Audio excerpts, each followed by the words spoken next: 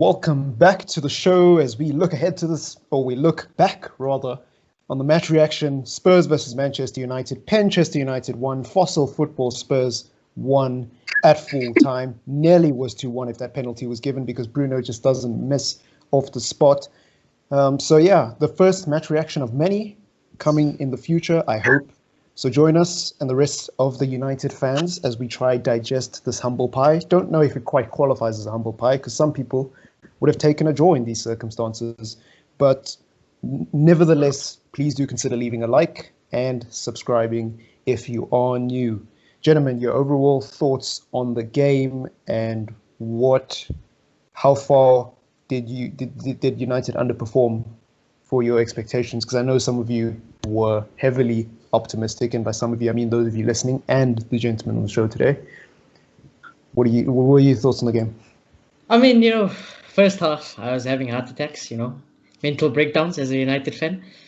But, I still, at the point in the first half, I was angry, but I wouldn't say it was anger because of my normal reasons. It was just, more disappointing than angry, I think. And then, second half came out, started well, and the game got a bit of a grasp to it. And yeah, it is what it is. I think a point at the end of the day is a fair result. Yeah, I think. How did you feel? I think for about 80 minutes, Mourinho's plan worked to the T. I think they were a bit nervy at the start, Spurs that is. But after they scored, they played really, really well. I think if you're a fan of that style, they played really well. And they found a really good balance between holding the ball and not like leaving Kane too isolated and being very deep. And it worked for a large part of the game. United, I think we started well in terms of the tempo. We played a really fast tempo, which is something we don't usually do, but I guess it's because we haven't played for so long, so they were very energetic. But the sharpness was missing. So in midfield, we were carrying the ball really well, but when it came to the 18 area, nothing was really happening.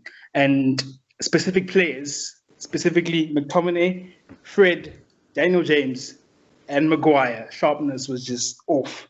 And midfield-wise, McTominay and Fred was going way too much side to side. And Pogba came in, and immediately when he came in, you saw the light, and you saw us play slightly better. And he did win a penalty for us. So, yeah, I don't think we played horribly. I think we know why Pogba couldn't start.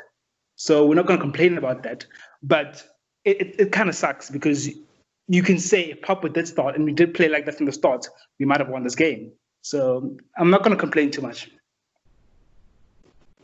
Well, I'll just start with the positive stuff. Firstly, when Pogba came on, he did make a massive difference, but I still don't think Pogba's ready to start for a full 90 minutes. That's why I don't think Pogba started. And I think the fact that Pogba came on in the second half is actually better. And I'll tell you why. I think, for one, we learned a lot about Manchester United without Paul Pogba in the first 45 minutes of that game, based on the last 3 months of training that they've done in lockdown. And two, if Paul Pogba had started this game and we still couldn't break down Spurs and we had to sub off Pogba, what would we have done to come back into this game?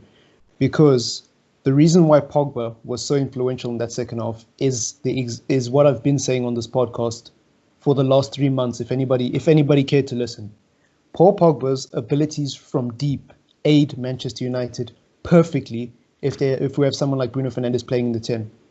As soon as you put anyone deep who can't distribute the ball as well as someone like Paul Pogba can, or even Matic at times, because Matic played a really good ball when he came on, you have problems. Because again, McTominay and Fred are not CDMs. Whether or not you think they have the potential to be CDMs is a debate for another day. At the moment, and I think not just today, but in other games, we've seen that McTominay and Fred are not CDMs. They firstly, they can't defend. But secondly, they're not out-and-out CDM players, even though some people think they're versatile. And thirdly, in transition play going forward, they still don't have the abilities to distribute the ball and make things happen from afar without being directly involved, which is concerning because McTominay considers himself to be a box-to-box. He said it in his own words when he was interviewed by Statman David. So it's concerning. And then moving on, even though that did sound a bit negative, I think that's information we can use to gauge our scale of optimism. But moving on to the negative stuff, I think there was a lot more wrong with United than what meets the eye. I think In defense, we had a terrible formation. First of all, terrible formation. Defensively, there was massive confusion. First of all, Maguire and Lindelof were splitting a lot in transition. So in defense, they stayed split, and that's how Bergwijn scored. Maguire did not have the pace to close down Bergwijn. And you can blame De Gea all you want, but at the end of the day, when we scored like that against City at the Etihad, no one pointed fingers at Edison. Everyone pointed fingers at who? Otamendi and whoever was playing next to Otamendi, because they left a gap and they let Dan James run through. And they let Rashford run through. And they let Lingard run through at the Etihad. So that's number one for me. Number two, going forward, we have a lack of creative fullbacks. Look, Luke Shaw's great going forward in spurts, but consistently, he's not the guy. And we've already spoken about Wan-Bissaka. You may think he's the greatest right back of all time. You know, that's your opinion. But for me, the modern right back needs to have some ingenuity going forward, especially in a team like Manchester United. I ain't knocking Wan-Bissaka because he did his job defensively. But going forward, United are just as creative as a kid drawing a stick figure drawing in kindergarten without any colours on it, fam. And then the fourth and final point and observation I had from this game, the fourth negative thing I saw, is everybody talks about this energy and ingenuity and fluidity that we had in the first 25 minutes. Mate, I've watched United for the last 7 years now, and I've watched Ole Gunnar Solskjaer for the last year now. I've seen this before. I've seen us start games well. I mean, we started well against Everton. It means nothing. We didn't come back from 3 months of lockdown against Everton. We actually came back from a win against Chelsea, and we were supposed to beat Everton in order to close the game from top four, and we bottled that by starting well for the first 25 minutes. And guess who made a mistake and cost us that 3 points? It was De Gea, by some people's standards. But anyways, make up your own mind. I think we're too used to being the lesser side is the point of what I'm saying. We're too used to sitting back and playing on the break. We don't know what to do when we have to be the side to command things. And what's even more concerning is under Jose Mourinho, even though I when I watched Spurs, I realized why I actually hated Jose Mourinho at Manchester United. Under Jose Mourinho, at least when we conceded under Jose Mourinho, the team came to life and they looked like they wanted to win, and losing seemed like a bad thing. But under Ole Gunnar Solskjaer, when we go behind, it's almost as if we're happy with the draw. It's almost as if we're happy to hang in. And I know that Bruno Fernandes, Pogba, and all these other guys are professionals, and they're obviously not happy with losing. But that's what it seems like, because for a long period in that game, we couldn't do anything against Spurs. Rashford and Martial's positioning when we didn't have the ball. Oh my word. And Dan James, by the way, I'll save the rest of this for the play ratings, but Dan James, mate, the only thing you have going for you is pace. So why are you dropping deep in transition when we need your pace at the end? But anyways, you know, there's a lot of negative for me about this game, and I want to be positive. I do want to be positive. I'm glad Pogba won us a penalty and Bruno scored, and I want to believe in the project that Ole Gunnar Solskjaer is building, because I genuinely am a person who believes that we turned a corner in the last 9 games. But the frustrating thing, and why I'm so frustrated right now, is we can't keep building for the future. When is the future going to come? Because 3 months ago we were building for the future. 3 months ago we had a plan that was in progress. Now it feels like we're back in square one because we can't break down a team that has as much build-up play as a fridge falling down a flight of stairs, and as much creativity as paint drying on the wall. Like, you know, Spurs was like a mirror of us against big teams. And it's just embarrassing that we couldn't break them down, you know? But we move on. What do you guys think we could have? Oh, yeah. But I'm not too angry, because I feel like, as I said, the sharpness, because we're coming back from a long break, it wasn't that good. I think the main problem for me, as much as there's a lot of problems you said, it was the creativity from McTominay and Fred. McTominay was making the runs, he always does. But in terms of passing the ball and finding those little pass, he doesn't do that. So he didn't do it at all. And his football, there's a lot of players who suffer from football IQ, making the right passes, because even James. But yeah, you're right. Our biggest problem was creativity, because if we had any bit of creativity, we would have created way more chances and we would have beat Spurs easily, because all they did was sit back. Yes, they played well in transition at some point after they scored, but did they really threaten us? No. Nope. They didn't really do anything to deserve to win. No, I don't think so. You know, they just did what we did to other big teams. So you're 100% right. And look, the reason why I'm upset is not because I expected us to come here and get a win. You can go back and listen to the preview. I said we would get a draw, and I said I wouldn't be too upset with the draw under the circumstances. The reason why I'm upset, and the reason why I'm not frustrated, I'm upset and I'm disappointed, is because the things I saw today are the things I didn't want to see for a team that's building in the future. I did not want to go back to square one.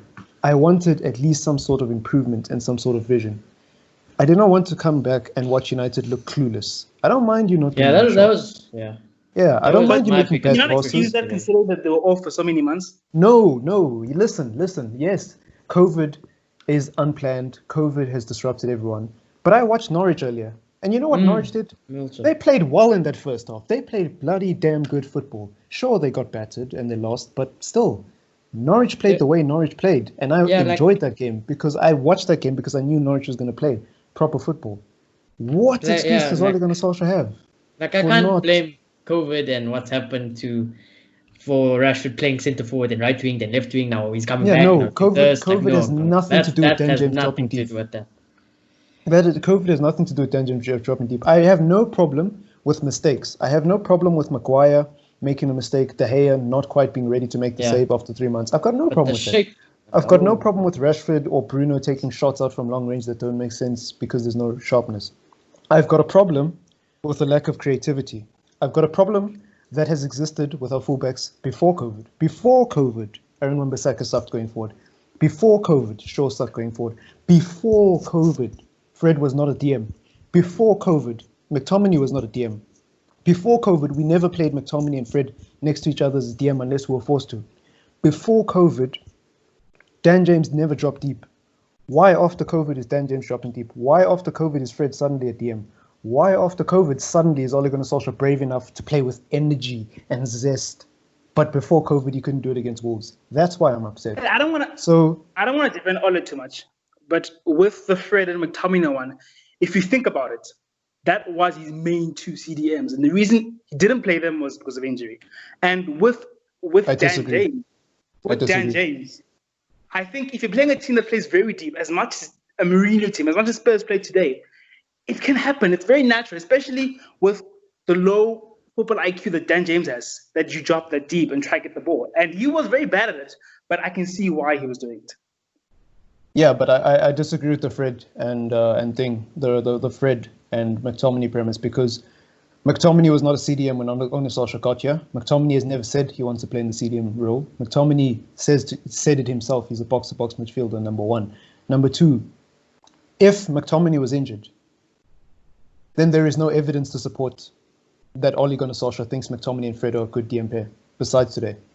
There was no point in Ole Gunnar Solskjaer's career at Manchester United where he played McTominay and Fred consistently in the midfield. If that was because of injury and this was his secret plan all along, cool. And I'm concerned if that was his secret plan all along, by the way. I'm really concerned. But I don't think that was his grand plan all season. I don't think he was waiting for McTominay to recover from injury just so he could play him next to Fred and bench Pogba. So I disagree with that. And second of all, I think it has something to do with Matic's fitness. I think Matic wasn't fit to play for 90 minutes. I think that does play a part. I think that does play a big part. But then when I try to get into Ole's mind and look at this game, yes, Matic is a good player, but if you're going to play against a team that's going to sit deep, you want the ball to move a lot. So he put the trust in Fred to be defensive and McTominay to move with the fire, which is something he did for a very long time the first half of the season. Okay. Fair play. Notice how I never said Matic should start, by the way. Notice how I never said Matic should start. Notice how I never said the problem was McTominay and Fred starting, but we move on. The problem still remains. The problems that we had before COVID are the same problems we have now. That's why I'm upset. The problems we had before COVID are the problems we have now in this game. Forget the problems that came because of COVID. McTominay and Fred were not DMs before COVID. Oli may have thought they're DMs, but they're clearly not good enough DMs, as the evidence supports. So that's why I'm upset. And I'm not going at Ole Gunnar Solskjaer. I'm going at the team as a whole, because as I've said many times, this team has not gained my trust. And once again today, they've let me down because they could not beat a grey-haired fossil football manager who belongs in a museum and just played the exact same playing style that we should know how this playing style works because we do it all the time. I don't know. With Spurs and Mourinho, I don't want to defend Spurs too much, but I saw a lot of improvement in the way they played today. In the first few minutes, I saw United's Mourinho. But after they scored, I saw Mourinho's, not United's Mourinho, what am I saying? I saw Mourinho's United, but after they scored, I saw Mourinho's Chelsea. Because, as I said, they found this really, really good balance. It didn't last long. In the second half, they did start dropping deep again, and Kane was isolated. But You want to know why? I saw really, really good balance between holding the ball and countering. And I was really impressed with that. And in terms of us playing with a high tempo, I feel like I'm okay with that. I'm okay with us starting really quickly and maybe going down in the second half, because I feel like, let's say someone like Pogba started, it's very possible that we could have scored and have to defend that lead. So yes, there is the perspective that Pogba could have played it if we didn't score, but then I think go big or go home, honestly. Yeah, could have, would have, should have. It sounds like you have the bad case of the what ifs. Can I tell you why Spurs look like a decent team? Because we have an £80 million fridge that doesn't know how to cover his centre. We have an £80 million fridge and an £80 million. I don't know. Well, I don't know how much Lindelof cost when we bought him, but like I don't know what's the best example to make of Lindelof, or what's the best object around the house to compare him to. But I can compare Maguire to an £80 million fridge, and I can compare Fred to a very agile cement slab. He's got the agility of a football player, but he's got the cement traits of an Eric Dyer, and the fact that his first touch and his distribution skills are horrible, and he can't defend to save his life because Eric Dyer conceded a penalty at the other end, and Fred could have easily have done that with how poor he is at defending. And McTominay's not a DM. That's why Spurs played the way they did, because in transition we were horrible at recovering the ball. Spurs won the 50-50 today, and I applaud Mourinho on doing that. That's the one positive thing I saw at Spurs' gameplay. Fair play, they played Pogba's football, they got the result they wanted.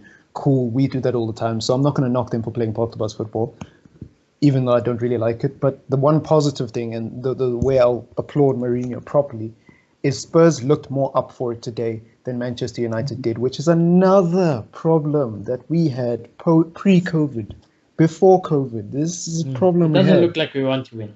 It doesn't look like we want to win. These players, man. They looked way more prepared. And I applaud him tactically, because I think you could see him talking to Bergwijn on the side. And I think what he told him was to get very close to Fred and McTominay. No, Fred and Maguire, because they really struggled with him playing more narrow and his pace. Because when he was sticking out to the wing, he really wasn't doing much. Yeah. Yeah, but anyways, with regards to the draw, I'm fine with the draw. I'm just really upset that the issues we had pre-COVID have transferred into this game. But like, so what do you guys think?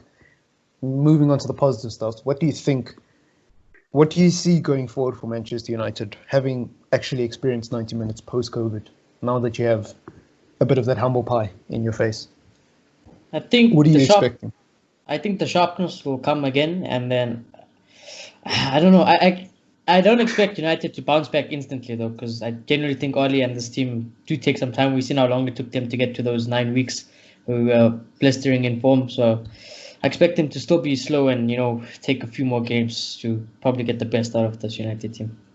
I still think we're in a good position because Leicester are going to bottle their games. But, who am I to say? I could regret it. I saw shining light with Pogba and Fernandes. I think they played well together for a few minutes. I think there was a part where they got lost in the groove and Fernandes overplayed a little, but it was entertaining to watch for the few minutes. In terms of who plays with them, there is a huge question mark. I don't know. I guess what makes the most sense is Matic. Matic makes the most sense, but I think with McTominay it could be a very dynamic midfield. But where's the defense? So logically, it has to be Matic. The only way McTominay plays with Bruno and Pogba is if Lindelof and Maguire get their act together, and De Gea needs to seriously pull up his socks because De Gea's in a position at the moment in his career where you have people calling him overrated, and you have people like Roy Keane who have the nerve and the gall to come on live television and talk about how sick they are of a Spanish goalkeeper, yet they won't talk about the £80 million fridge with a British passport who's the reason Bergwijn got through in the first place. Yeah, won't talk about that. We'll just go straight to the goalkeeper with the bad attitude and the rotten frown. Well, we won't talk about the three back-to-back Player of the Season awards and the only player who's made us relevant for the last 7 years because of his individual brilliance, which goes unnoticed. We'll just talk, like, we won't talk about the positive things with De Gea. It's always negative with De Gea. Every time De Gea makes a mistake, there's always something wrong, We never talk about the people in front of him. And I think with De Gea, the best thing for him right now is to be surrounded with a team that has a winning mentality, because De Gea is clearly a winner and he hasn't been winning for a long time, and it's clearly starting to get to him subconsciously. Consciously, he looks happy, but subconsciously, he seems to be off it sometimes. And I don't blame him for it, because I think Pogba's suffering from the same thing. And I think any player with any shred of a career who came to United and left, had never left the same in the last 7 years because of that same thing. Whether it's the worldies like Di Maria and all those guys who had big name signings, or whether it's the humble guys who came and still left like Herrera. I feel like it's a bug and it's a virus that has plagued United for the last 7 years. And I hope Oli can start to get rid of it. But yeah, I think I'm rambling too much. The point of what I'm saying is I think the best thing for De Gea is to have a backline in front of him that sorts their shit out, and to have, like, if we're not going to play with the DM, we need to have a serious conversation about our centre-backs. Because let me give you a hypothetical situation. We're not Arsenal. We're not a mid-table club. We actually know how to defend, and we have a lot of clean sheets. But hypothetical. Harry Maguire does something stupid to stop Bergwijn there, and he's just a little bit closer to Bergwijn. But Bergwijn has the pace, and we know Harry Maguire doesn't have the pace to keep up with him. So what does Harry Maguire do? He clips him to try to stop him from scoring a goal. Harry Maguire gets sent off. Everyone's shocked. Everyone's debating about whether or not it's a red card. What do we do for the next 9 games? Because Axel Tonzebi's out. He's injured, by the way. He got injured again in COVID training, by the way. Jones got injured again in COVID training, by the way. What do we do? Do we play the lunatic Bailey who could get injured in the first 10 minutes after 3 months of no football? So for all the people who were making noise about Koulibaly, I get it now. I see it. I see the vision. I see it, guys. I see the holes in our defense. Call me crazy, but I think we need a new centre-back. I'm on that train now. I'm on that train. Yeah, I don't know what you guys think. I don't know if I'm being too reactive. Because of the lack of sharpness, we saw a lot of our players' weaknesses today. It's funny though, because you and Shoni have said it the whole time on the show, and I've been defending Lindelof for a long time, You guys have been saying it on the show for a long time. You guys have been saying, and a lot of United fans, rightfully so, that Lindelof and Maguire don't complement each other as well as someone like Bailey and Maguire, or Bailey and Lindelof, right? Exactly. You guys have been saying that for a long time. Now, I'm not disagreeing with that. All I'm saying is Bailey really the guy? Because if Lindelof or Maguire does get a red card and Ollie's forced to play that combo, he's going to get injured sooner or later. That's the only problem. Axel is clearly going to get injured.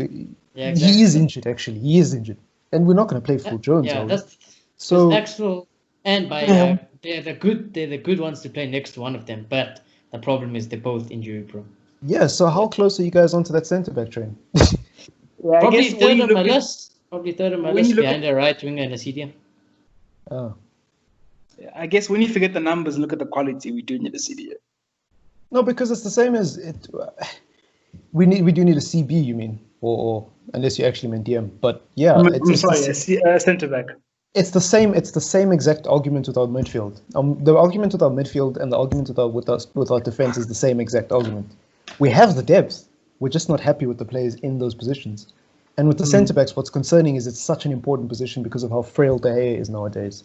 Yeah. And you can say what you want about Romero, but he's not the guy to play Premier League week in, week out, And I don't know if Henderson's ready. So it's tough. It's tough. But we move on to the player ratings before this drags on for too long.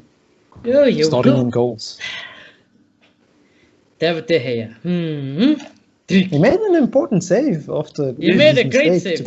As usual. Like he did 100% David De Gea should have saved that. But 100% David De Gea should have never been in that situation in the first place. Because he had an £80 million fridge with no wheels. I'm going to give De Gea 5 out of 10.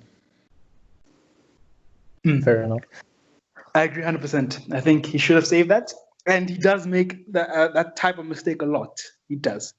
but he did make a good save. I think, I'm not sure when, at the beginning of the in the first After half. the goal, where Son headed it and then he just hit it Yeah, over. that should have been a goal. Brilliant cross from Bergwijn, and that should have been a goal. So I'll give him a 5. I'm going to defend De Gea here for anyone who's listening and thinks, yeah, De Gea is trash. Bring Henderson in and say that. First of all, Henderson doesn't get that many situations where he's got someone like Bergwijn running at him, and his 80 million pound fridge, from made in Britain, by the way, is like 100 yards away. And then, the B-Tech version of that fridge, the mini bar fridge that stores the Coronas, excuse the pun, is 50 meters away. Many keepers don't get that scenario. Many top keepers, I should say, at the moment, like Henderson. And if you think about it, Bergwijn is a professional attacking player in the Premier League. There's a finite number of places he could shoot when he's one-on-one with the keeper. How on earth are you expecting a human being to predict that and get that right more times than De Gea has in the past? I don't know. Just my opinion. Because most mid-table keepers are conceding that. He does tend to fumble near post way too many times. Yes, and I'm not defending De Gea for fumbling in mid-post every time. I'm saying, why does De Gea get put in those situations more times than the people we compare him to? Because Dean Henderson's not amazing at the near post. I'll tell you that much. Dean Henderson's not amazing at the near post. Dean Henderson doesn't have to worry about his near post half as much as De Gea does because he has a decent defense in front of him. Maybe instead of looking at De Gea alone, we should start thinking about the whole defense and why people are being allowed to get into these positions. De Gea should save that 100%. Cool. He's on 300k wages and all he has to do is save a ball. You think keeping's easy? Cool. You think that was an easy save and it was easy to predict where Bergwijn was going to go? Cool. Fine. Why was he in that situation to begin with? Because our centre backs don't have the pace to track back when we play, when we actually play exciting football. And that's why Ole Gunnar Solskjaer has gone with park to bus football for the last 9 months. Spoiler alert. But, we move on, I don't know. I don't know if that's fair to say, but we move on. Aaron Wan-Bissaka, out of 10. He didn't have to do much, really. I think, Tottenham knew, Mourinho knew, don't go down that side at all because you are going to go against Wan-Bissaka. Yeah. And, Son and Kane were like, we're not going down there. We're going to go down the other side. And when they did try to... and when they did try to go with Jedson Fernandes, he got pocketed. Like normal. Yeah. He got pocketed. Definitely. Going forward, Wan-Bissaka was, it's what it is. We're not known for it, and he needs to develop that part of the game. He should have put balls more quicker. It looks like his decision making lacks when he's in the front. But yeah, solid, normal Wan-Bissaka performance from him, and I guess I'm gonna give him 6 out of 10. I think he's gonna need new pants, with a bigger pocket, because he's running out of space. But anyway, he's pocketing everyone. Even when he doesn't have to defend against them, they just pocket it. Like they know before the game, guys, we pocketed, go down the other side. Okay. Yeah, I think in this game we saw the difference between Mourinho and Pep. Pep with Sterling, he's like, go ahead, try, you can do it, and it just didn't work. In this game, Son was avoiding going one-on-one with Wan-Bissaka because he knew he was going to lose that battle, and it worked. He didn't have to do much, and they were playing everything on the other side. And then going forward, Wan-Bissaka, I think he holds on the ball way too long. Yeah, too long. It's ridiculous. And I guess it makes sense because it's not his natural position, or not natural position, but he's not a natural crosser. So I guess he's going to have to develop that side of his game. So I'm going to give him a 5. It's unfortunate because I think he doesn't have many options when he goes forward, and even when he does, because he doesn't know which one's the right one as well. So it's very hard. Yeah, the thing is, right? I don't want to be sitting here watching Wan-Bissaka making sideways passes like Fred does just because he doesn't know what to do going forward. So what I like about Wan-Bissaka is at least he tries, even though trying is not good enough. I'm not saying he's good enough. Don't twist my words, please. I'm not saying he's good enough, but it's just something that I like and prefer as opposed to someone who will just keep sideways passing like a Lingard, for example. He's supposed to be an attacking player, yet he sideways passes because he doesn't know what the hell to do to go forward. But anyways, Lindelof, out of 10.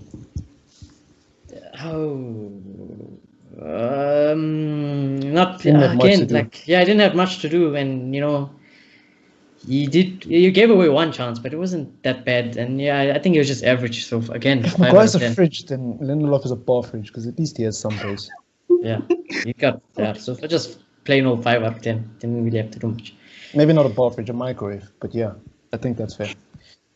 Yeah, as you guys said, because of how Spurs played, he didn't have much to do. But every time he had to do something, he looked extremely nervy. And That's how Lindelof is, though. Let's be honest. Even when he Yeah, plays that's well, true. he's got Even the when- mental. whenever that ball is in the Those- air, I'm those- like, he's not winning it. He never like wins. the simplest of decisions, like when Kane was backing up behind him, just kick it out for a throw-in. But no, this man's panicking. So I'm gonna give him a 5. But you see, when I talk about the stature of Maguire, right? Even when Maguire makes a mistake, he doesn't look nervous. You know, some players have it, some players don't. Like I feel like Lindelof just has a nervous resting face. You know, he's a victim of it. But anyways, that's just my 2 cents. Maybe I'm speaking up my arse here. How much are you giving Maguire out of 10? I'll let Mulat go first on this one. 80 million pound fridge manufactured in Britain, proudly British. You guys might argue on this one. I'm gonna give him 5.5. I think defensively he made notable mistakes and he was partly the cause of the goal. But I feel He like made he was one more mistake, really. he was was more okay. of a midfielder than a defender in this game, really. Because I feel like he's always been very good at pushing up the ball. But I feel like he'd go into midfield and he made better passes than Fred did. And I think, yes, the midfield in general wasn't productive, but I think he did make a few productive passes here and there. So I'm going to give him a 5.5.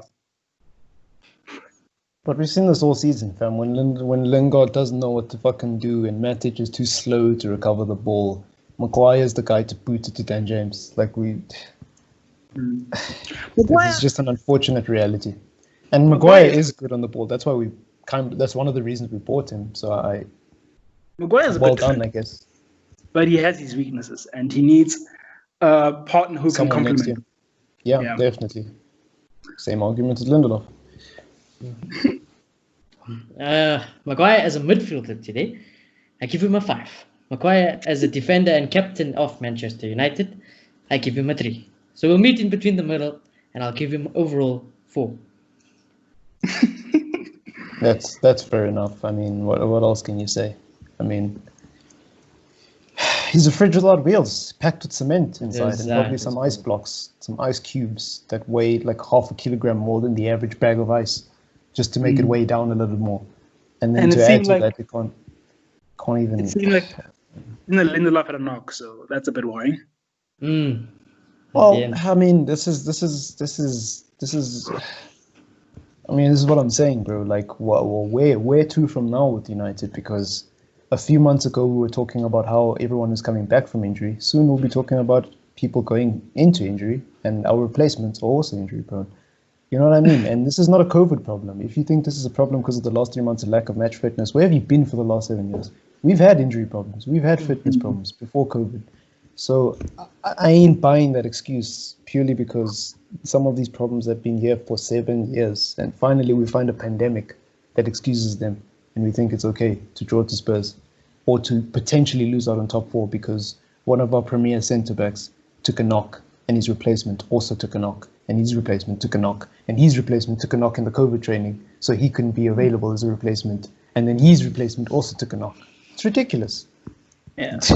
That's the world we live in as United fans. It's amazing. It's almost as bad as David Luiz, but at least our defenders aren't getting red cards. They're genuinely injured and can't play. But we move. Luke Shaw out of 10. Oof. I was tempted to give Luke Shaw man of the match today, to be honest with you. I thought defensively. I think he was the best.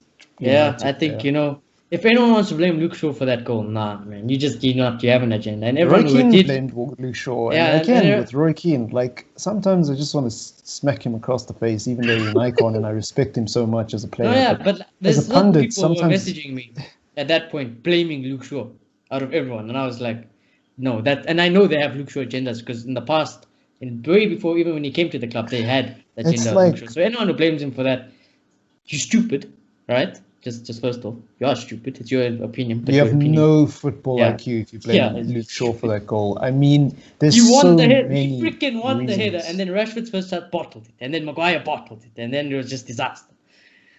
It's ridiculous how you could blame Luke Shaw for something that happened 15 seconds after he touched the ball. Yeah, but What? going forward, Luke Shaw was very creative. That he looked like he improved that big time. So Luke Shaw going forward was creative. He linked up with the midfield and Rashford and Martial a bit better. And defensively, where considering everything came down that side, and it wasn't his fault for the goal. I thought he was very good, so I'm gonna give Luke Shaw a 7 out of 10. Some people just have agendas, fam. Let's not talk about how Harry Kane didn't touch the ball. Let's talk about Martial not touching the ball. Agenda. But anyways, Guys, yeah, sorry. I don't know. Maybe you can correct me, but I didn't see it. I'm sorry, I just didn't see it. I think going forward, he was okay. He wasn't amazing. I think before the lockdown, he was very sharp going forward, and I didn't really see that today. Defensively, look, he didn't do much, and I think it's because of Bergwijn's positioning. I think Bergwijn's positioning was brilliant today, and he was avoiding Luke Shaw and getting into very dangerous positions. So I don't know. I just didn't see Luke Shaw do much. Hey, look, I'm not going to judge your opinion, but I'm curious to know who your man of the match was, because if it's one of the midfielders, I'm actually owe you a slap right now. I'm coming to 4 ways to smack you, because I'm another match, Bruno Fernandes. Listen, Luke Shaw, oh my word, ban the guy from shooting. What did he do? He scored a penalty. Woo! Best player in the Premier League. Not just that. After the first half, I wouldn't have given to him, but second half, I think I'm not hearing it. I'm not hearing it. And I just think he wasn't amazing, but I think he was just better than everybody else. Oh, yes, smack. Fred, out of 10. Oh my goodness. To be honest, I'll just be honest, because there's a few more players that's coming up that are the same. He didn't play today. Fred didn't play today. 2 out of 10. Fred didn't play today. The twos for putting on his socks, right? Yeah. And he had his shirt on the right way. Socks and then running away. Yeah. Worst player on the pitch. I'm going to be very unfair to Fred, but I'll let you go first. And we know this is not used to Fred. We're not used to rating Fred like this. But yeah, that was worst player on the pitch. And I think he suffered the most from the lack of sharpness. I think defensively he's bad. We know. We know. Yeah, we know. So it was magnified today. And then going forward, he didn't have the sharpness. So that was also magnified. So it was just a horrible cocktail. It was just bad. 2 out of 10. I'm going to be honest, and I'm going to be very harsh and say that moving away from this game, what is this guy really good at? Dude, what is this guy really good at? Because he's literally just a workhorse. That's it. People say he's one of our contenders for player of the season. Okay. Maybe this season, okay. And I can see the argument because, some of the stats are there, so I'm not going to deny it.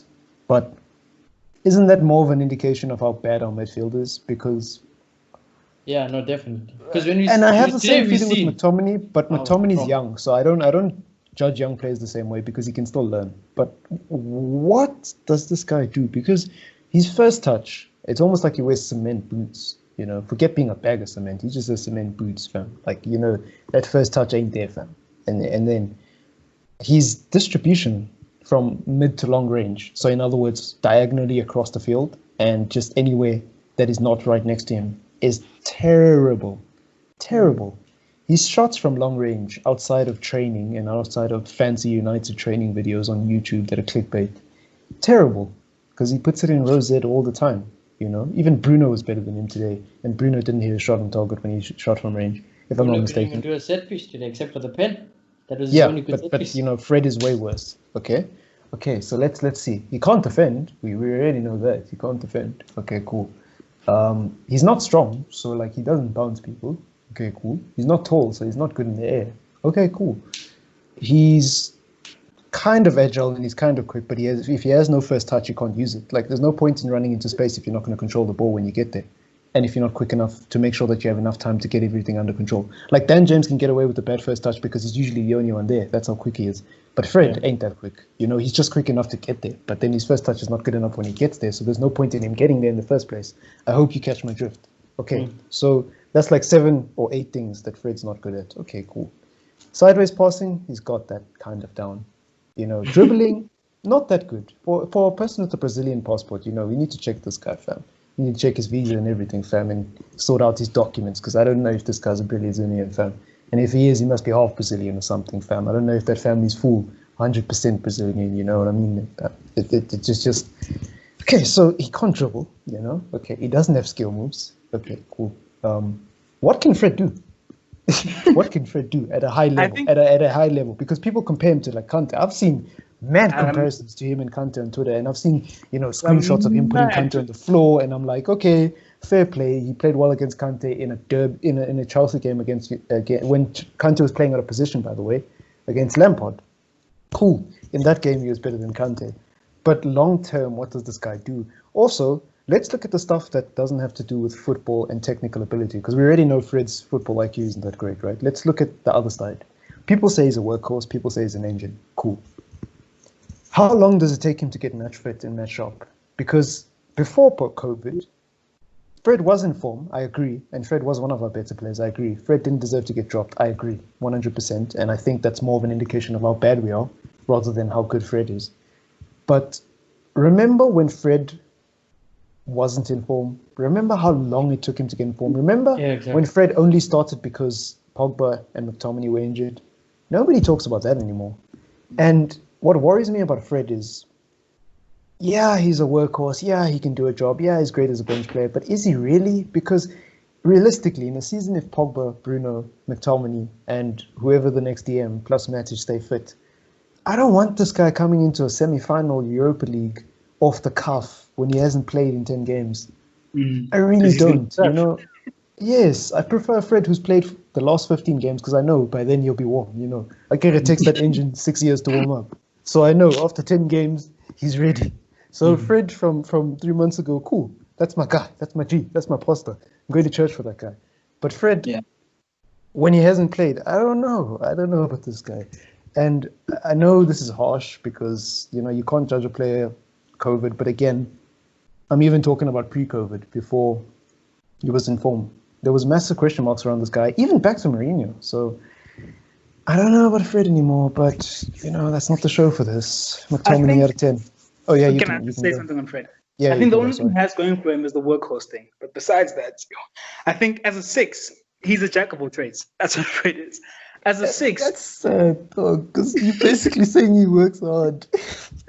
Dude, as a 6, he can track very well, but the tackling is bad, so it doesn't matter. I think he also That's can cut off passes usually well, and today he couldn't. Yeah. That's not a good look, fam, because he's basically saying he's good at working hard, which is default setting.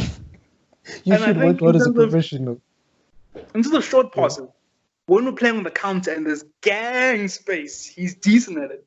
But then when the other team's playing very tight and narrow, he just seems like he doesn't know what to do. So I don't think he's a good fit going forward because, like, what is he? What is he going to play? And how does it fit into our plan? So I guess you're right. There are a lot of questions. As I'm saying, dude, against Norwich, Nandi Baba. You know, Mata can play a ball over the top and Rashford can header it. You know, against Norwich, you know, Dan James is there. He's there with the skill moves.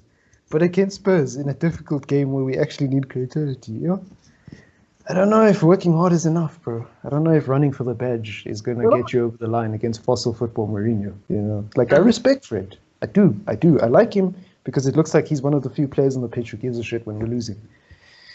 But, you know, hard work isn't enough. You know, you have to have something on the table. That, you know. But anyways, we moved McTominay out of 10. And at least he's the younger one of the two. That's all I'll say. There's promise.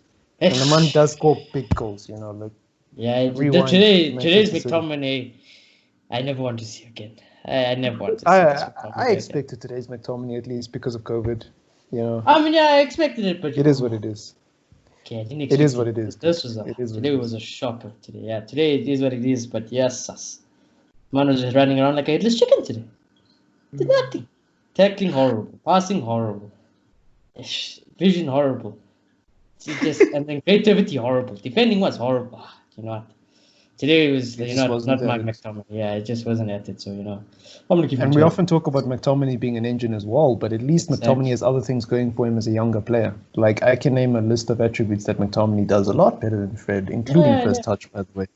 But, you know, with McTominay, it's just a matter of will he become the player we think he does, not what is he right now. You know, because McTominay, I've seen these mad comparisons on Twitter. Twitter's a crazy place, but at the same time, I'm just like, okay, I'm not going to respond because I'm like, if that's what you think of McTominay, cool. But that's not why we bought McTominay. Oh, that's not why we have McTominay in the team. You know, like, we don't have him because he's the next Ballon d'Or winner. We have him because we hope one day he'll be as close as possible to the next Ballon d'Or winner.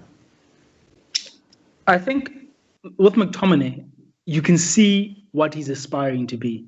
And I can see him, if it all works out, I can see a mold of a Paul Scholes, but he's not there yet. I can see that those box-to-box runs that Paul Scholes used to make, but I think he has a lot to improve before he gets there. I think today the short passing was lacking a lot. Defensively, he needs to improve that. And what he was doing, which he always does, are the runs, the boxable runs. He was doing them. Yes, they weren't as evident because of how tight Spurs was, but he was doing them. And you can see a future in McTominay. But today, he wasn't that great, so I'll give him a 5. Could that be Ollie's fault? And by Ollie, I mean Ollie and his coaching staff. Could that be Ollie's fault? Because if that is what McTominay is, why the hell is he playing as a CDM next to Fred? You know? Is that Ollie's fault? Yeah, is that Ollie's fault then? I wouldn't say today it's Ollie's fault because when I looked at that midfield, I was like, I kind of expected that. I kind of wished one of either Pogba or Matic started there, but I wasn't complaining. I understood where Ollie was coming from. And I think today with the circumstances... I'm not talking specifically about the performance in general. I'm talking about the development of McTominay. Is it Ollie's fault that he can't play in the role that he truly wants to play? The sort of Paul Scholes type of vibe, because... Oh, no, I don't think that's Ollie's fault. I think, because United have such good players already in Bruno and Pogba that it's just not going to happen. No, but it is Ollie's fault. It is, because, yes, we have Bruno and Pogba, but why can't McTominay play as a box-to-box? And Matic in the holding? He'll play a lot less games, though, I think, then. No. I'm not saying McTominay should play where Bruno's playing, or McTominay should play where Pogba's playing. Based on today, and that formation today, and based on what I've seen in the past from Ole Gunnar Solskjaer, should McTominay not have been given more license to go forward and actually play as a proper box-to-box? Why were McTominay and Fred clearly instructed to be DMs? That's what I'm asking. Because listen, right? Pogba didn't start today. It wasn't just because of fitness. It's because Pogba's not a DM as well, right? We know what Ole Gunnar Solskjaer's formation is. I think Matic didn't start because of fitness. So the backup was McTominay. Why are you playing a player who wants to be a box-to-box deep? It's the same thing that Mourinho did to Pogba. Why are you playing a box-to-box player in a role that he doesn't belong in with no support next to him? Because if Fred was a half-decent DM, then I think that Paul Scholes mold that Malot is talking about is something we'd at least see from McTominay. I think it's not Ollie's it's Ollie's fault, but at the same time I forgive him because he's clearly trying to do his own system. But it's his fault. You get what I mean? He's the reason McTominay's playing as a DM because he chose the team, and it's not the first time he's done it, but I don't know. Look, I think you can see aspects of that partnership that makes sense, the energy and the way Spurs play. But in terms of logic and football tactics, someone has to protect the two CDMs. Someone has to do it, and neither Fred or McTominay can do that. And if you play McTominay there and want him to go forward, you need to play a Matic next to him. Even a Pogba won't really work because Pogba's not that great defensively. Yeah. So it's just weird. So and look, when I say box to box, I'm not talking about box to box in the role of a 4-3-3 holding where there's two box to box and one DM. No, I'm talking about the same formation that Ole Gunnar Solskjaer has been playing, but one DM has license to go forward and the other DM stays behind. That's what I'm talking about, because that can do volumes for McTominay's career if he's just given the license and the freedom to go forward, even though he's technically, inverted commas, a DM. Because, people love, getting into these tactical arguments. It's this formation, therefore he's a DM. It's not that black and white. Players change positions throughout the game and they're versatile in their roles. And so you can be a box-to-box going forward and a DM defensively. In fact, that's what a box-to-box is. You go from box to box. When you lose the ball, you go to your box. When you win the ball, you go to the other team's box. That's what a box-to-box is. So, I don't know where this debate even stemmed from. But, anyways, it's not the show. Honestly, if you're going to keep playing this formation, McTominay is Papa's replacement. That's what it is. And we need to get a CDM. Yeah, I'm fine with that as well. But then, if that's the plan, let that be the bloody plan. Why is McTominay the first choice DM? Ooh, Congo. Out number 6. That's what we need. Yeah, it's 2 + 2 = 4, bro. But anyways, Cam. Bruno Fernandes out of 10. Bruno. I don't think he played well, but I think people disagree. No. He did not play well. Bruno I mean, okay, Fernandes. no. He played No, well, but not for well Bruno enough. standards. Yeah, for Bruno standards, he didn't play well. Yeah, I let mean, me he clarify. probably still got man of the match today because he's Bruno. But for Yeah, Bruno but standards, I don't want to hate in the comments. the shooting from 50 yards out halfway line thing needs to stop. I understand it. Nothing's happening and you're getting frustrated, but there's always. Fam, it's not Portugal, fam. You can't shoot from the halfway line, fam. That needs to stop. Definitely. I haven't even seen Bruno yet do it in the Premier League. I've seen He Paul. did it against Everton. To be fair, he did it against Everton. He scored against a Pickford. But yeah, I've seen Pogba do it. I haven't seen Bruno do it yet. I have seen him attempt it, but it hasn't gone in yet. So I think that needs to kind of calm down. Penalty spot doesn't miss. Bruno just And this was the first time in a long time where he picked up a ball and it was a penalty. I'm like, okay, I'm not nervous. Bruno will probably get it done. All other times, I'm gang nervous. I was gang nervous, but when I heard Bruno was taking the penalty, I was like, yes. I've seen Hazard miss penalties, so you never know. You never know, but when I see Pogba and Rashford step up for a penalty, I'm like, oh no, this is not going to go well. Or even Martial. What I'm praying for is that Pogba doesn't take it.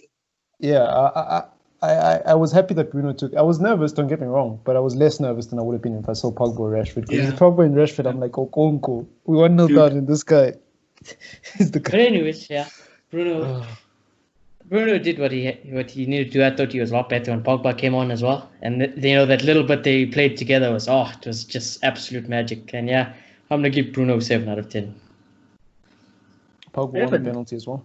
Mm-hmm. I was not expecting a 7 after your description. But I mean, he got the pen. A 7 for Bruno is not good, though. A 7 for Bruno is bad. I expect 9 from Bruno. You know what I mean? I'm joking. The irony here is that I'm going to praise him here and there, but I'm going to give him a low rating. Okay, maybe I'll give him a 6. Okay, for Malone, I'll give him a 6. Look, I think first half he was making the Bruno runs, but none of the Bruno passes. And you can see him trying to do something, but it just wasn't working. And I don't want to blame the two center defensive behind him because I did a lot, but they did have a part to play. Second half, I thought he was good. I think it was clicking. Maybe not at the highest level and would have seen him at his best, but I thought it was clicking in the second half. And he won the penalty. He scored the penalty. So I'm going to give him a 6.5. I mean, at the end of the day, Bruno, you can only do so much, ain't it, fam? You can only do so much. Look, it's an F1 car. Your tires are cold. The engine's not working well. The engine, was manufactured in Brazil, but we have question marks because it doesn't match the original design from Brazil. It doesn't have the same traits as an engine we expect from Brazil. And then the components next to the engine are also a little bit faulty because what we were using 9 months ago seems to be gone. 3 months ago before COVID. And then, if you want to consider the attack, in this weird metaphor to be the wing in the front part of the F1 car, they were just cold, fam. One of the wings wasn't even there, fam. Dan James is no football IQ. So, that side of the wing is flawed, fam. Every time you try to turn on the right side, your car topples over because that wing just isn't designed to race at this level. And then the left side of the wing just wasn't doing its job, fam. It kept falling off. It was all over the place. It was getting in the way of the tires and the brakes, fam. And then the front of it just was non-existent because you couldn't get the ball to him, So it's like, what can you do if you're Bruno? You're a middle component in an F1 car, and you can only do so much to help the cars. One more thing. He was really channeling his Jesse Lingard because his pressing was very good. Oh yeah, he's inner Jesse Lingard. Lovely. Damn, I'm glad that guy did not start. I was praying he didn't start because if I saw that guy's name on the team sheet, I wasn't going to watch the game. I was just going to do a watch along. I was just going to be like, no, why? Why am I wasting my data on this? Why? But anyways, Dan James. Actually, no, let's start with Rashford. Let's start on the left. Yeah, Rashford. Oh, my goodness. I'll give him a 4. Goodness gracious. Yeah, straight up. I'm giving Rashford a 4. I thought he was horrible. I'll be honest with you. And I'm blaming it today on sharpness. I'm going to give him benefit of the doubt. Out for very long, been carrying the team for very long. And yeah. His back is probably still sore. His back is, probably still sore. Yeah. Rashford, my boy. It's tough love. 4 out of 10, my boy. Horrible. And it's sore from the carrying of the team, not the stress fracture, by the way. Just to clarify. Yeah, on the ball, I just don't know what he was doing, honestly. I think... I don't know what it is. I think Rashford could have played in 4 positions here. Dude, Like what Rashford's been good at is stick on that wing and just run at them. He did none And of then that today. have I don't know why. I think maybe I guess it's because of sharpness, but like man was all over the place. At a point he was strike. I'm like, what's he doing there? At a I point was he was even right. feeling sorry for Martial because I'm like, now what was Martial doing? Look at this. What is going on here? Fam, Frustrating. I think, look, I might be speaking out of my ass here, but based on the training videos I watched of United, and then, you know, like anyone who knows me knows in my spare time I've been roasting United's training drills because I think they're whack, fam. And every time I watch them, I'm like, how does this translate to match? And I saw a training drill that United were doing where they were passing the ball around, but as they were passing the ball around, they were switching positions. And what I saw when we were off the ball today looked eerily similar to that drill because I was like, Rashford ain't the only player moving out of position here. Dan James is dropping deep, so he's just filling in the gaps. Dan James is dropping and deep. Martial has to move Fred now is because dropping into the Rashford is pivot. in his position. Exactly. And Martial needs to move. yeah, but the reason why Oh. Martial moved is because of James. The reason why James moved is because of Bruno. The reason why Bruno moved is because guess who? The Brazilian engine with a sketchy passport dropped into the pivot where he's not supposed to be and left McTominay out to die to try help Maguire and Lindelof, and then Maguire and Lindelof are splitting, and then when there's no DM in the middle, Bergwijn comes through and exposes the 80 million pound fridge. So I don't know. I think yes, Rashford is to blame. Of course, Rashford is to blame. He had a stink of a game, but the bigger picture is everyone was playing a bit out of position in defense, at least, and sometimes on the ball, but off the ball more so. The funny At least thing from what I is, saw. when you're playing Yeah. a team like Spurs, going to play deep, having him run at them makes more sense because you need to open them up. So I just didn't get why he was playing differently today. And I guess it's just sharp. But that's why I said to you, like I said to you off air, I'm really upset at Solskjaer because I don't understand why all of a sudden he's going to things he doesn't know. Yes, you Yeah, gotta like I blame the don't think players. Rashford Yes, you gotta was good, say, like, I don't think Rashford decided amongst himself. Like I'm gonna go play strike and force Martial yeah, out of no, position. like I think Oli was at the some reason why point Rashford was you doing have all to these draw the bad things. line. Yeah, when the whole team is off, you have to draw the line and look at the coach to some degree and say that something was off with United today. Like a lot of people couldn't read our formation off the ball. You know, God forbid it wasn't a diamond, but that's what it looked like at times. No, it looked with like Fred in the Martial DM. and Rashford were even playing a striker. It looked like a I was like, diamond on oh transition. my goodness. You know, but it's hard to prove because, like, how are you going to prove it? None of us have the team sheets, so we're all going to be bickering amongst ourselves until 2 a.m., and that doesn't help anyone. But I think that Ole Gunnar Solskjaer tried something in this game that he hasn't tried in a long time. Yes, some of you may say this was his grand plan and this is what he did for a long time before, but the point is he hasn't done it in the last 9 months. And when we went 9 games unbeaten, this is not the formation he was playing. This is not the team lineup he was playing. And so I was particularly upset at halftime because I realized, oh crap, this idiot looked like he was playing the same team, but actually it's not. And I'm thinking to myself, why? Why would you go up against Mourinho 3 months later, who in that photo is mad that you patted his head and mad that you done him twice, and he's been plotting and planning on how to beat you? This grey-haired fossil that belongs in a museum is still a respectable manager, and he still has a brain in his head, by the way. So Mourinho's not a mug. He knew what he needed to do to beat United today, and he did it. He did not make the mistake he made at Old Trafford where he played football. He sat back and he waited until the end of the game to start playing properly and letting things loose. And he knows without no fans he can get away with it now. So you know, he just sat back and he played It was that a Mourinho FIFA tactic, that masterclass. FUT He's FIFA Mourinho. tactic. It was Drop all that Mourinho. one depth. I don't want to defend And- Spurs too much. I saw potential in Spurs today. I saw a future. I No, won't lie to you.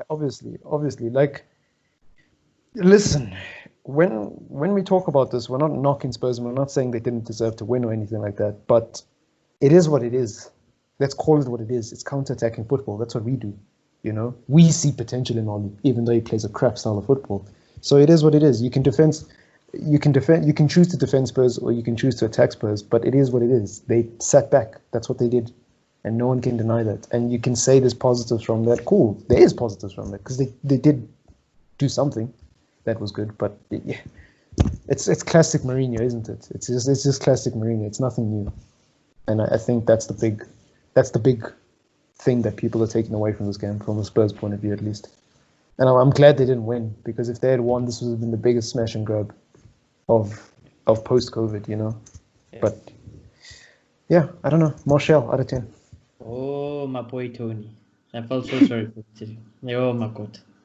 He was fed Man scraps. did, boy, nothing, boy. He was a poor fed dog. Hey, dude, my boy Martial. And the times he did have the ball, he did amazing things with it. He did. If Martial was a his pet hold up today, was the owners great. would have to return him to the That SPCA because shot, they didn't feed him anything. bruh, and that shot should have went in, but Lloris had a worldie save, so you can't do anything about that. But oh my God, I don't know what audience think, but please, can you just people keep used to talk about Martial how. as a striker, please, my God, keep him there as a striker. And Remember when Lloris I was would in have his taken prime off and people used to Rashford, talk about him making honestly, mistakes? over Martial today. I honestly would have. But I'm just gonna.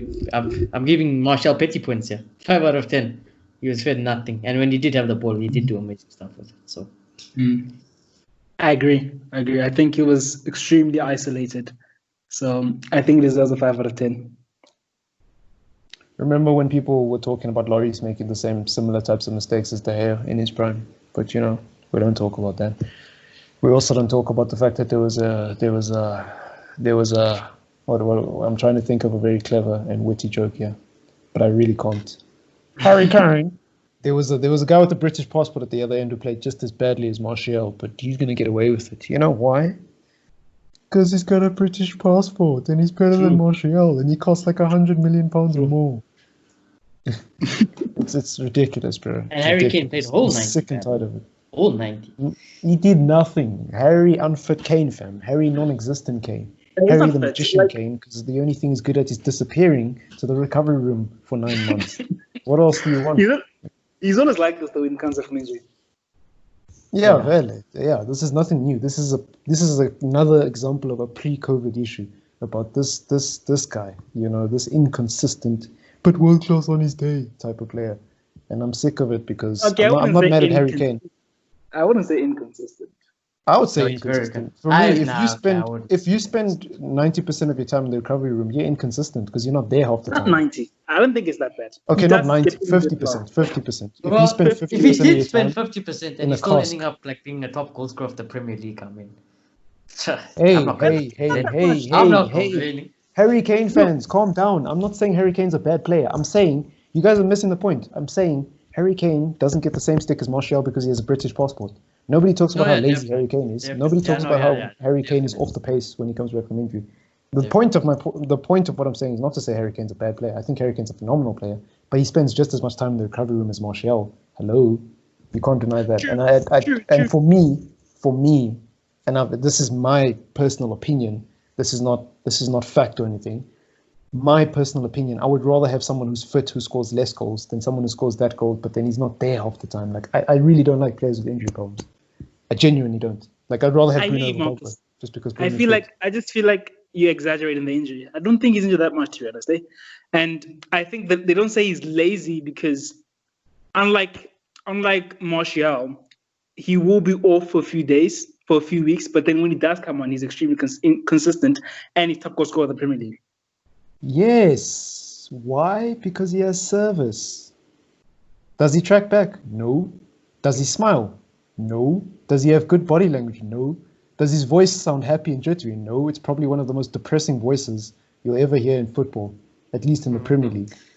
No. So everything that people say about Martial, people call Martial lazy because he doesn't track back. People say Martial has a bad attitude because he doesn't smile. When have you seen Harry Kane smiling besides training? Get out of here. Get out of here. Okay, but just check that. Maybe not the smile. The English media have an agenda on players who do not have an English passport. That's all I'm saying. Like nobody talks about how lazy. Harry Kane is lazy. Every good striker is lazy. Zlatan's lazy. He doesn't track back. Man scored 20 goals at the age of 36. So. But anyways, we move. Ken James out of 10. 0.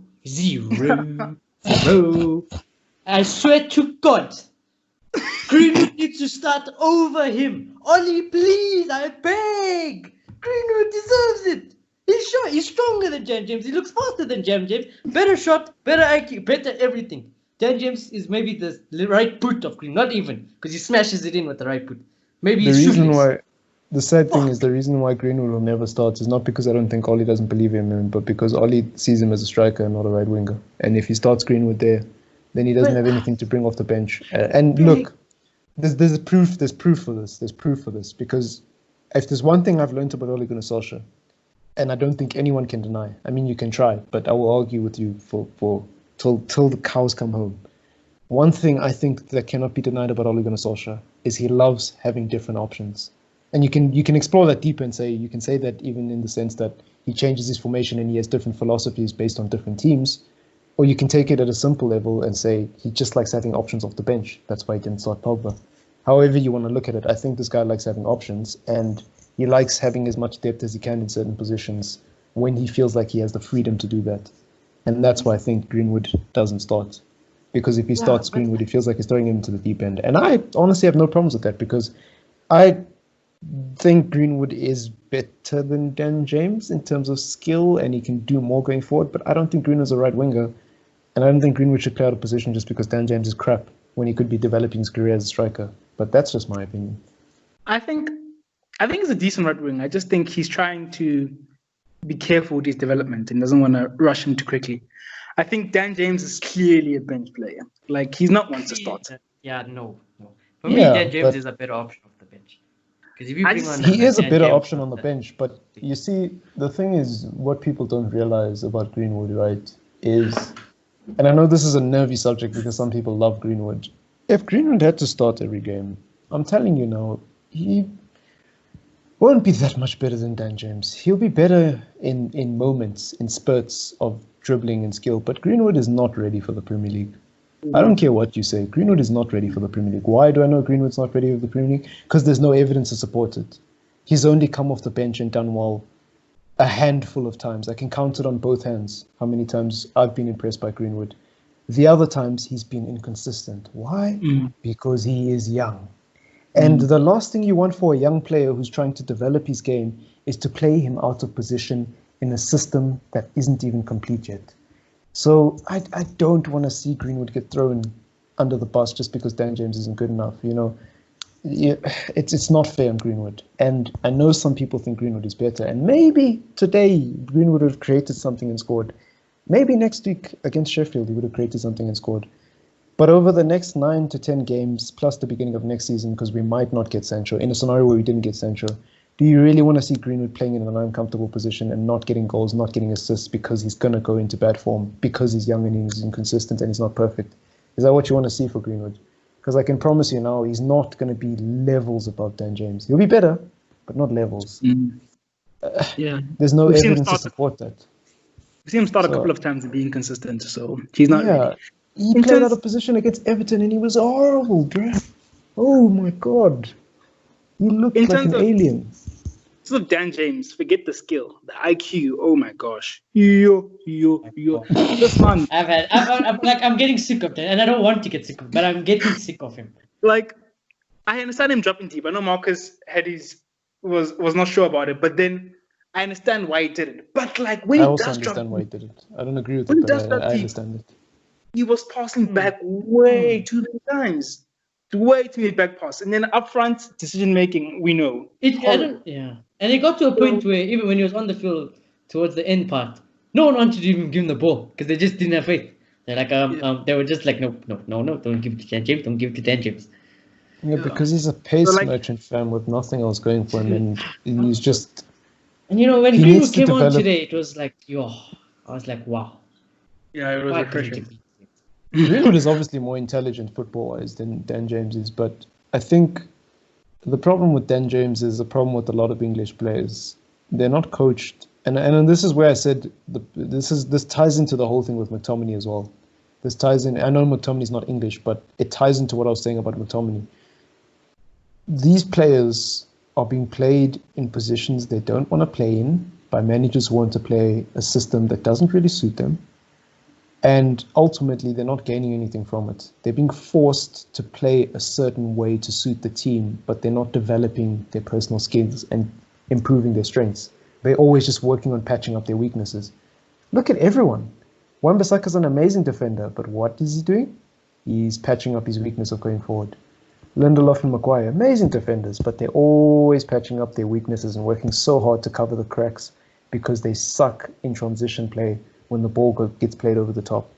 De Gea, Amazing keeper, amazing reflexes, amazing diving. But go look at Prime De Gea and tell me Prime De Gea made a lot of one-on-one saves. He probably didn't make that many one-on-one saves. It was probably a lot of long to mid-range shots, just outside the box, just on the edge of the box, just inside the penalty area. But there was still someone there. It was never like one-on-one against Bergwijn, one-on-one against whoever that Everton striker is, right? My point is, actually, De Gea wasn't a good example because he's not an outfield player. I don't know why I went there. But my point is, a lot of players in this team are playing out of position, and it's a problem with a lot of English players. If you look at Marcus Rashford, he doesn't have the football IQ. You know, they're not playing in a system that forces them to grow their football IQ and actually look after the ball and play, you know, smart, if that makes sense, you know? Because all the games we've won and all the games we've dominated, it's all been in transition. Even the game against Norwich, it didn't take a big brain for Mata to play that ball over the top to Rashford because he had so much space to do it. And he was like, okay, why not? I'm just going to hit it with outside my foot. But then you transfer it over to a game like Spurs and you don't have that with Manchester United, especially with the younger players. And I don't know how they're going to develop it with the way we play. Like, I don't see Dan James developing football IQ with the way we play all of a sudden. Because so much of what we play relies on your own decision making. You can't make a drill for transition play. It's almost impossible because there's going to be situations where Dan James is running down the right hand side, right, and Aurier is blocking the pass to Bruno, and the only pass he has to make is to Rashford. But if he doesn't see Rashford running on the other side and he doesn't have the blinders off and he doesn't look up, he's not going to see the pass to Rashford. So what he's going to do? He's going to drag back and pass back. Yeah, and he doesn't. Exactly. That's what I'm his head is saying. always down and he's running. That's what I'm saying. Playing in transition and playing off the break is so random because you don't know who's going to get forward in time. And even when you make the pass, you might just flunk it and you have to run back. And then you have to do that again and again and again and again. And by the 70th minute, when you're not used to playing at this high level and you're not ready, your fatigue mentally and physically ties together and it becomes impossible. If you're not making good decisions in the first 20 minutes of the game, chances are you're not going to do it when you're tired and you can't even run anyways.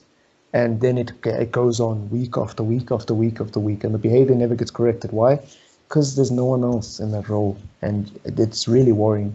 At least with Rashford, he has stuff that he can do to cover the cracks. You know, at least with Rashford, he can cut in, he can take the shot. He is a flair player. We do forget about how bad his IQ is when he scores a free kick against Chelsea from 50 yards out, because you know there's something there. But with Dan James, it's like unless he's dashing down the line, there's nothing to forget. There's nothing to make us forget because we're always watching how crap he is because he never has a chance to show us how good he is because no team lets us, you know, no team lets him play to his strengths is basically what I'm saying. And it's really concerning. But yeah, who is your? Oh, you guys already revealed your man of the match. It's Bruno and Shaw, right? Oh, I didn't rate Dan James though. Oh yeah, sorry, Dan James out of 10. I can't give him less than Fred, so I'm gonna give him a 2 as well. I think it was worse than Fred. I think he was just as bad. Actually, no, yeah, they were just as bad. I'm just picking on Dan James because I think he's a worse player. But anyways, what were we gonna say, Sean? My man of the match was definitely Paul Pogba. Definitely. I think we could have even won that game because with that one ball over the top that only a Paul Pogba can hit. On another day when we have a sharp Rashford, he scores that because that was on a plate even. And yeah, you know, Pogba for me, he got us the point today. Never thought of it like that, eh? I never thought all of it I'll like that. say is making someone man of the match based on 10 minutes is like putting someone in the player of the season team based on 5 games. But, you know, it's just my opinion. That's true, but I was going to say Bruno Fernandes, but I feel like Bruno Fernandes played well for the equivalent of how long Pogba was on and he played well. So, yeah, I'm going to agree here. Poor Pogba. Fair enough. I mean, fair enough. Who else, really? A crap game. But please do leave a like on the video if you did stay around this long. You're all a legend. Please do consider sharing the content and subscribing if you are new. I think that about concludes a show filled with mixed emotions, if I do say so myself. This is usually the part where we give Ole Gunnar Solskjaer a rating, but I don't know if that's going to happen. And if it is going to happen, this is your chance. But, you know, I think... 4. I don't know, because... yeah. Yeah. I guess I don't know because I feel like his hands maybe were tied, and so the midfield pick in the midfield, maybe because of players not being ready. So I guess a 5.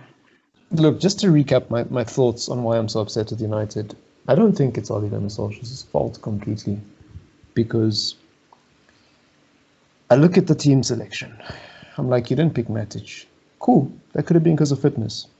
I actually suspected Matic wouldn't start because of fitness, even though I wanted him to start. Not because I think he's better for this game, but just because why would you play McTominay and Fred in the DM, you know? Cool. So Matic didn't start. Pogba didn't start. I expected that and I called it. I'm surprised Rashford started, but hey, it is what it is. And I guess, actually it's not a good thing that he started because he did nothing.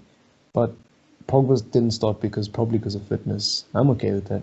Bruno had to start because why wouldn't you start Bruno? Glad Lingard didn't appear. Glad Pereira didn't appear. Maguire, Lindelof, who else is he going to pick? There's no one else to pick. De Gea, who else is he going to pick? Wan-Bissaka, who else is he going to pick? Shaw, who else is he going to pick? You can't give him points for that. That's an obvious selection. Front three, I understand why he chose James. I don't agree with it, but I understand why he chose James. I don't think this was the game for Dan James because I knew Spurs were going to sit back because, hello, fossil football. So, on the whole, what could Ole Gunnar Solskjaer have done differently today? Not much. And if you ask me, am I happy that we played the way we did? Yeah, I am. I'm happy we didn't come here and play 3 at the back like we usually do. Because it would have been the most boring game ever and we probably wouldn't have won a penalty playing 3 at the back. Or 5 at the back, sorry. Would we have created as many chances if we played 5 at the back? Probably not. Would we have started off well and actually put Spurs under a bit of pressure? Probably not. Would we have conceded? Maybe not. Maybe. You know, it's a case of what if, would have, could have, should have, right? But I think if we played 5 at the back, it was going to end in a draw anyways, because I don't think we have the creativity to play without an extra attacker. So I look at it from all angles for Ole Gunnar Solskjaer, and I don't know if you agree with me listening to this, but you can let me know what your opinions are down below. I think no matter what Ole Gunnar Solskjaer did today, it was going to be a difficult game. Match sharpness, match fitness. I think you're just a bit too optimistic if you thought we were 100% going to beat Spurs today, because I didn't see it, you know. I saw a draw written all over this game, especially because of the 3-month break. Like, I really couldn't see it, especially after we lost to West Brom in the draw. I really couldn't see us winning this game. I don't know why. Maybe I'm being a Debbie Downer, but, you know, that's just my opinion. If there's something any I feel like final we could have thoughts? done better. Yeah. Something I feel like we could have done better. After we scored, I feel like we should have slowed down the tempo and tried to control the tempo a bit more, because I think we had the better midfielders and we just let it get away. We could have won this game. Now, you see, I don't know whether to blame Ole Gunnar Solskjaer or the players for that, because on the one hand, Ole Gunnar Solskjaer makes the tactics and it's his job ultimately to oversee the coaching of the players and make sure that they're playing in the system that he wants to play. The system that Ole Gunnar Solskjaer plays at the moment, and I'm very confused by this game, but based on before the last 3 months, is he wants to play in the transition and he wants to play off the break. Cool. That means we're not used to dominating and slowing down the tempo and actually holding the ball. And if that's the way we're going to play primarily, and it works, and if we can build on something, which we were when we went 9 games unbeaten, and it's now 10 games, I'm not too upset at that. But at the same time, I'm like, where's the progress? Because today we didn't play in transition. Today we did try to control the game, and we failed. So I'm confused. I'm confused as to what Ole Gunnar Solskjaer is doing, because if the way we started today's game is the way we plan to start every game, can we do it properly? And can we actually look after the ball? And can we actually grab the game with the scruff of the neck?